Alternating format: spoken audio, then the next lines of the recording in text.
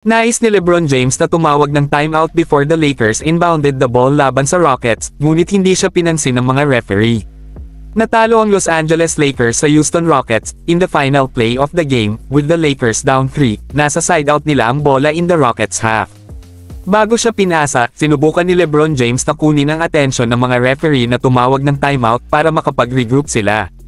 Gayunpaman, hindi siya pinansin ng mga referee, at na-steal ni Fred VanVleet ang bola, na naging dahilan upang ma-foul siya ni James at send him to the line. Si VanVleet ay magpapatuloy na gumawa ng isa sa kanyang dalawang free throws, thus patting the game on ice, at binibigyan ng Rockets ng big win.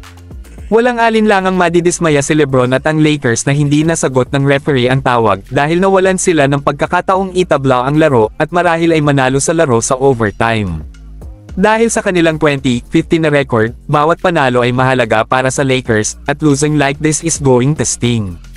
Mahusay ang ginawa ng Lakers sa second half, to cut down what was at one point a 22-point lead para sa Rockets. Ngunit hindi nila nagawang itali ang laro or manguna laban sa Rockets, sa kabila ng kanilang best efforts. A tough night para sa Lakers ay ended in the worst possible way.